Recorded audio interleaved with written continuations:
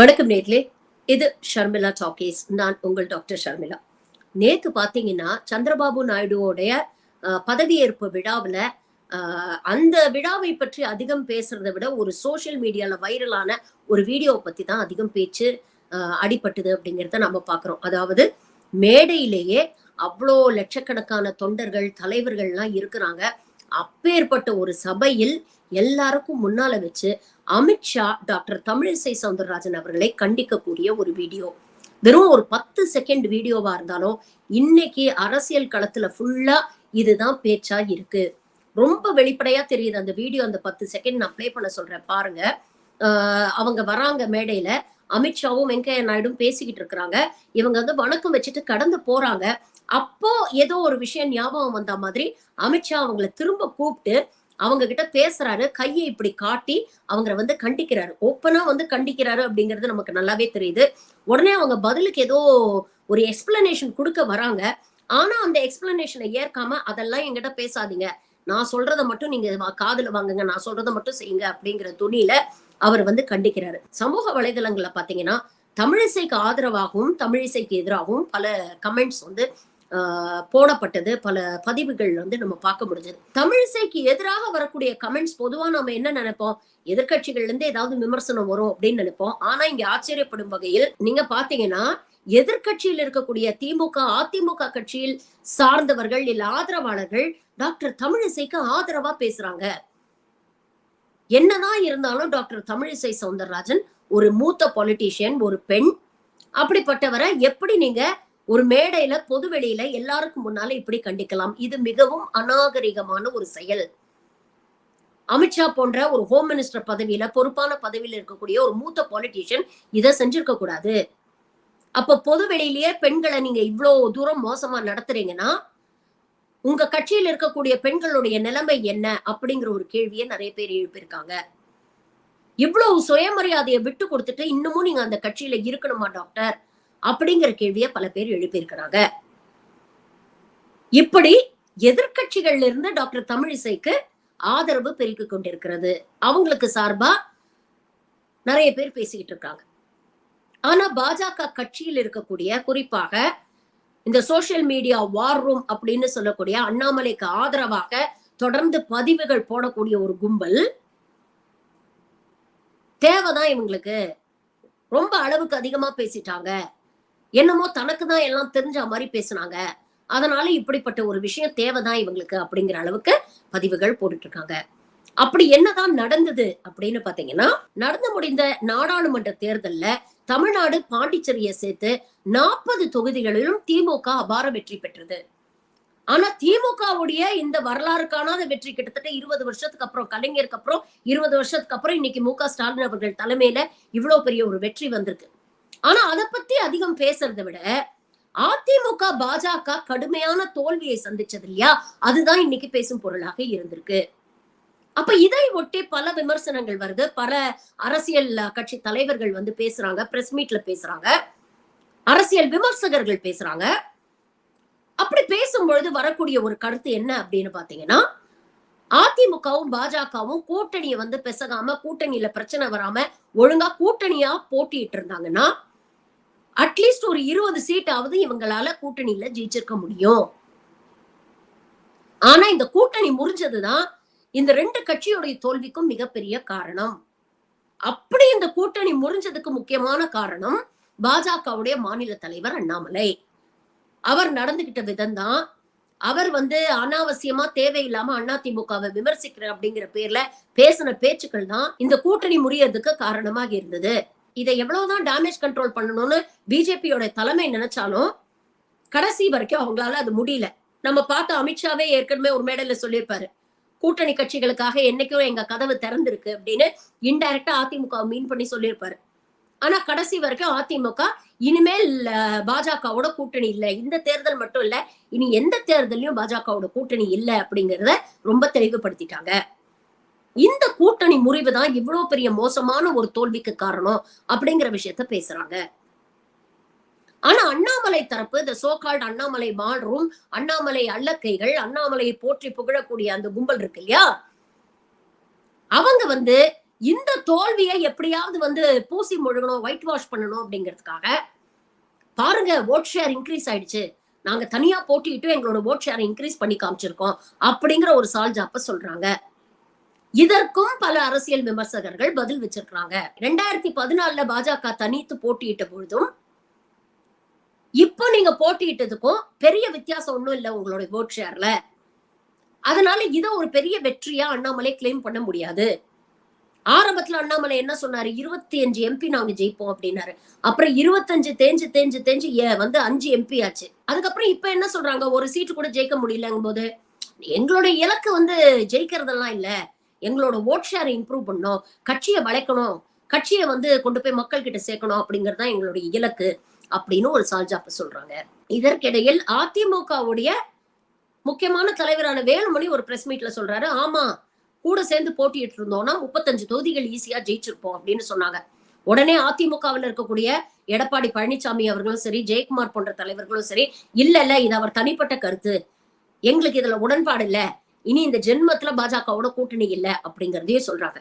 இதற்கு இடையில் தான் டாக்டர் தமிழிசை சவுந்தரராஜன் இந்த 2024 லோக்சபா எலெக்ஷன்ல தன்னுடைய கவர்னர் பதவியை ராஜினாமா பண்ணிட்டு வந்து போட்டிட்டாங்க. கடுமையாக உழைச்சிருக்கிறாங்க அவங்களுடைய கான்ஸ்டிடியூன்சில, அதுல எந்த மாற்று கருத்துமே கிடையாது. அப்படி இருந்தும் அவங்களால ஜெயிக்க முடியல அப்படிங்கும்பொழுது ஒரு பிரஸ் மீட்ல வந்து கேக்குறாங்க, வேலுமணி இப்படி சொல்லியிருக்கிறாரு, நீங்க என்ன நினைக்கிறீங்க அப்படின்னு கேட்டதுக்கு, ஆமா அவர் சொல்றதுல என்ன தப்பு இருக்கு, இதுதான் யதார்த்தம், வெறும் ஓட் ஷேர் இன்க்ரீஸ் ஆயிடுச்சுன்னு பேசுறதெல்லாம் அபத்தம், அதனால எந்த பிரயோஜனமும் இல்ல, ஜெயிச்சு ஒரு 4 எம்பியை நம்ம வந்து அனுப்பி இருந்தோம்னா தான் அது நம்மளுடைய சாதனையாக கருதப்படும், வெறும் ஓட் ஷேர் எல்லாம் பேசி எந்த பிரயோஜனமே இல்ல, வேலுமணி சொல்ற மாதிரி கூட்டணியா நின்னு இருந்தோம்னா நாம ஜெயிக்கிறதுக்கு நிறைய வாய்ப்புகள் இருக்கு அப்படிங்கறத பதிவு பண்ணாங்க.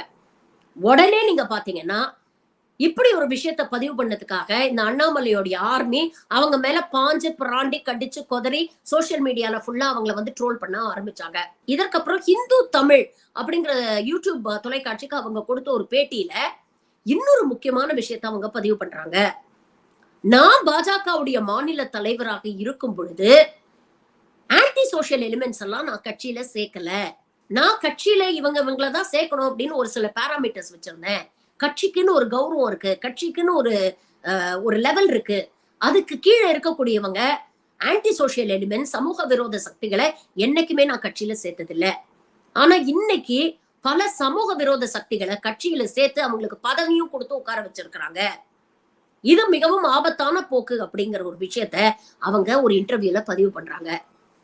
இதை தொடர்ந்து நீங்க பாத்தீங்கன்னா அவங்களுக்கு எதிராக இன்னும் கடுமையான ட்ரோலிங் நடக்குது.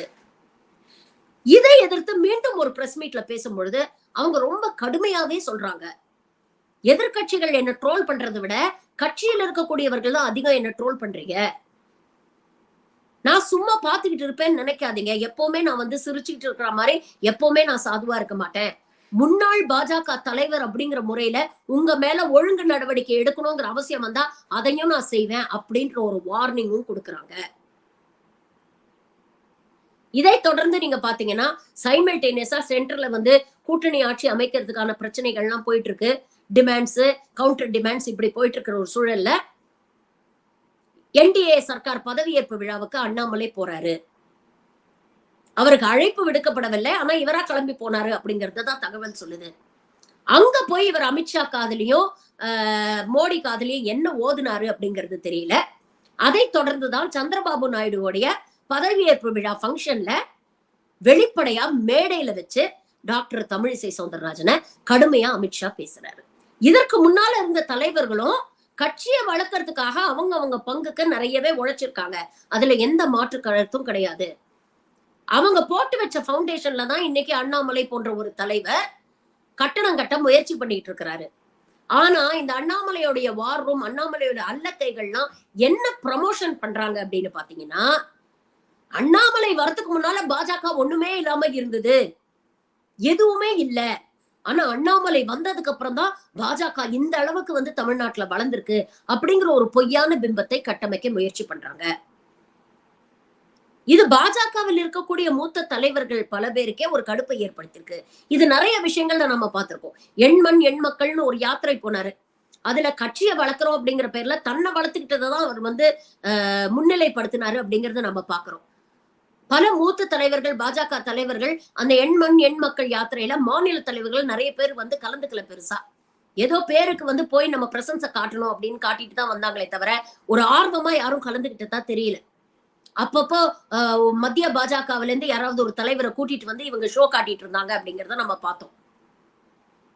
அதே மாதிரிதான் தேர்தலுக்கு ஜஸ்ட் முன்னால இந்த கூட்டணி பேச்சுவார்த்தை நடக்கும் பொழுதெல்லாம் அண்ணாமலை ஒரு பிரஸ் மீட் கொடுத்தாரு. இன்னைக்கு சாயங்காலம் 5 மணிக்குள்ள பாருங்க ஒரு பெரிய செய்தி வரப்போகுது அப்படின்னு சொன்னாரு. சொல்லிட்டு அவர் கிளம்பி போயிட்டாரு. அதுக்கப்புறம் எதுவுமே நடக்கல அப்படிங்கும் போது அங்க டேமேஜ் கண்ட்ரோல் பண்றதுக்கு வானதி ஸ்ரீனிவாசனும் டாக்டர் எல் முருகனும் தேவைப்பட்டது. அன்னைக்கு பிரஸ் மீட்ல அவங்க தான் அசிங்கப்பட்டாங்க. பத்திரிகையாளர்கள் கேட்க கேள்விக்கு பதில் சொல்ல முடியாம திணறாங்க. இப்படி ஒவ்வொரு கட்டத்திலையும் தன்னை முன்னிலைப்படுத்துகிறதுலதான் அண்ணாமலையோட கவனம் இருக்கே தவிர உண்மையிலே கட்சியை வளர்க்கணும், கட்சியை கொண்டு போய் சேர்க்கணும் அப்படிங்கிற முயற்சி எல்லாம் அவன் ஈடுபடல அப்படிங்கிறது வெளியில இருந்து பாக்குறவங்களுக்கு நல்லாவே தெரியும். உள்ளே இருக்கக்கூடிய மூத்த பாஜக தலைவர்கள், RSS பின்னணியில இருந்து வந்தவங்க, வருஷக்கணக்கா கட்சிக்காக உழைக்கிறவங்களுக்கும் இது நல்லாவே புரிஞ்சிருக்கு. ஆனா இது யாரு மேல் தலைமைக்கு கொண்டு போய் சொல்றது?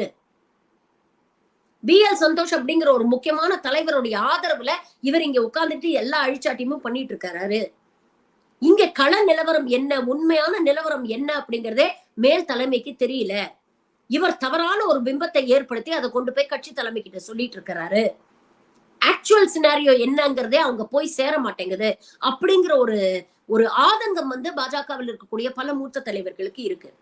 ஆனா யாரு who is to bell the cat அப்படிங்கிற ஒரு தயக்கமும் இருக்கு. ஏன்னா அண்ணாமலைக்கு எதிராக யாராவது ஏதாவது பேசினா உடனே கடுமையான எதிர்வினை மேல் தரப்புல இருந்து வருது அப்படிங்கறதையும் பார்த்திருக்கிறாங்க.